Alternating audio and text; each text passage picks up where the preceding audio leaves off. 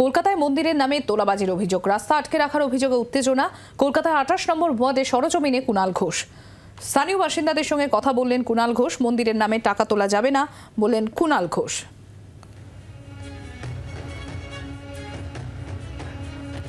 কলকাতার 28 নম্বর ওয়ার্ড স্থানীয় বাসিন্দাদের সঙ্গে কথা বললেন সেখানে কুণাল ঘোষ। মন্দিরের নামে টাকা তোলা যাবে না বলেন কুণাল ঘোষ।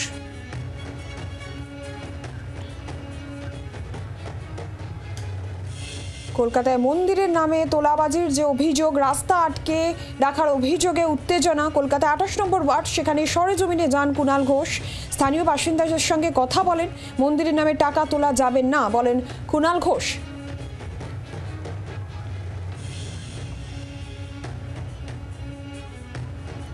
প্রবীর চক্রবর্তী রয়েছেন টেলিফোন লাইনে, বিস্তারিত জানবেন। প্রবীর, ঠিক কি অভিযোগ উঠছে, কি ঘটেছে? দেখো, 28 নম্বর ওয়ার্ডে একটি মন্দিরকে নিয়ে সমস্যা তৈরি হয়েছে। সমস্যা হচ্ছে যে সেখানে সেই মন্দিরকে কেন্দ্র করে টাকা তোলার অভিযোগ আসছে, যে বিভিন্ন মানুষকে বিভিন্নভাবে কার্যত প্রতারণা করা হচ্ছে। মা কালীর নাম করে কার্যত প্রতারণা করা হচ্ছে, যে বিভিন্নভাবে তাদেরকে টাকা তোলার অভিযোগ আসছে। পাশাপাশি দাঁড়িয়ে মন্দিরটা এত ছোট রাস্তার উপর স্থাপিত হয়েছে, ফলে সেখানে প্রতিদিনের ভিড়ে ওখানকার স্থানীয় মানুষদের সমস্যা হচ্ছে। তারা যেতে পারছেন না, আসতে পারছেন না, গাড়ি ঘোড়া সব রেখে দিয়ে চলে যাচ্ছে, পার্কিং করে চলে যাচ্ছে মন্দিরে যারা আসছেন। এই বিভিন্ন সমস্যা তৈরি হয়েছে। সেক্ষেত্রে দেখা গেল যে স্থানীয় কাউন্সিলর অয়ন চক্রবর্তী এবং সঙ্গে কুণাল ঘোষ তারা আজকে গিয়েছিলেন সেই বিভিন্ন সমস্যা, কি সমস্যা হচ্ছে দেখতে, এবং সেখানে দেখা যায় একটা উত্তেজনক পরিস্থিতি তৈরি হয় মন্দির যারা দেখাশোনা করেন তাদের সঙ্গে।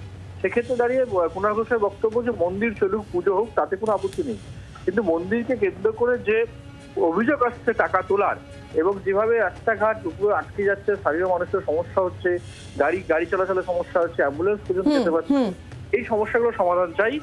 পুজো নিয়ে কোনো সমস্যা নেই, মন্দির নিয়ে কোনো সমস্যা নেই, কিন্তু এই সমস্যাগুলোর সমাধান চাই। সেখানে গিয়ে দেখা গেল যে কুণাল ঘোষ কাছে তিনি এই পুরো পরিস্থিতি খতিয়ে দেখতে গেছিলেন স্থানীয় কাউন্সিলরকে সঙ্গে নিয়ে। ধন্যবাদ প্রবীর।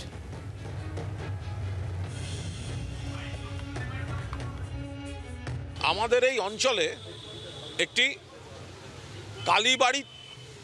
কালী মন্দির মতো তৈরি হয়েছে।